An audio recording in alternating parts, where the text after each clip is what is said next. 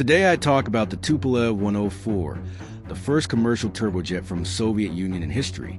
If you liked it, subscribe to the channel and watch all the videos.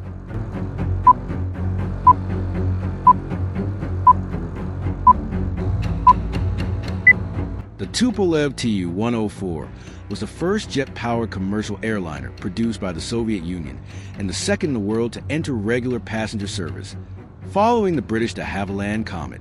Developed in the early 1950s, the TU-104 was based on the Tupolev Tu-16 strategic bomber, sharing its fuselage, swept wings, and turbojet engines. The project was driven by the need to modernize civil air transportation, significantly reducing flight times on domestic and international routes. Until then, piston and turboprop aircraft dominated, limiting cruise speeds to around 500 kilometers per hour. With the introduction of the TU-104, Aeroflot began operating commercial flights at speeds close to 850 kilometers per hour, setting a new standard for Soviet civil aviation. The TU-104's fuselage was designed to be pressurized, allowing flights at altitudes between 9,000 and 12,000 meters, above most adverse weather, increasing safety and passenger comfort. Its structure was robust, derived from military standards, using high-strength metal alloys to withstand greater operational loads. The wings, with a 35-degree sweep angle, provided better performance at transonic speeds, reducing aerodynamic drag. However, this design also posed challenges at lower speeds, particularly during approach and landing, requiring strict procedures by the flight crew. The TU-104 was powered by two Michelin AM-3 turbojet engines, each generating approximately 8,700 kgf of thrust. Mounted in the wing roots, these engines provided adequate performance for the aircraft's missions, although they exhibit high fuel consumption typical of first-generation turbojets.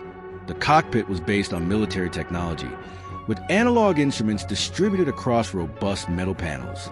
Automation was minimal, requiring constant input from pilots who had to manually manage thrust, speed control, trim settings, and hydraulic systems. The aircraft also required a flight engineer to monitor mechanical, electrical, and pressurization systems. Operationally, the TU-104 could carry between 50 and 100 passengers, depending on the internal configuration. The passenger cabin was considered modern for its time, offering upholstered seats, electric lighting, and ventilation systems, although acoustic insulation was limited due to the proximity of the engines and the available technology. The flight characteristics of the TU-104 included excellent cruise and climb performance, but significant limitations in low-speed handling.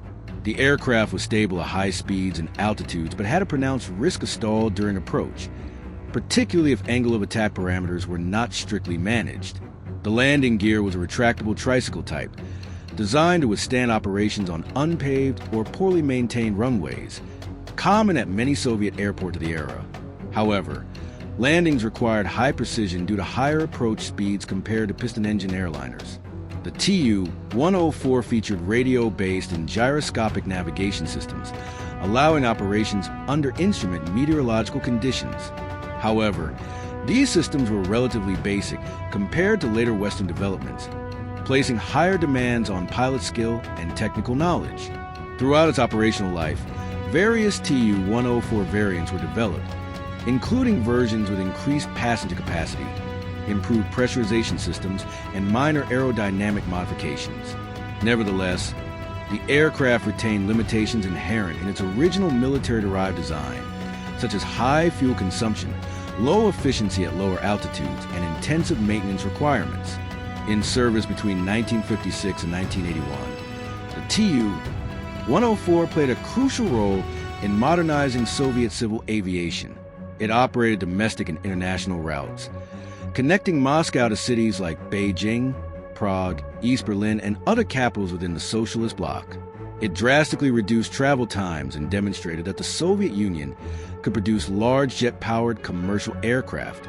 In terms of operational safety, the TU-104 experienced multiple accidents during its career, many related to difficulties in low-speed handling, inadequate crew training transitioning from piston-powered aircraft, and technical limitations of the design.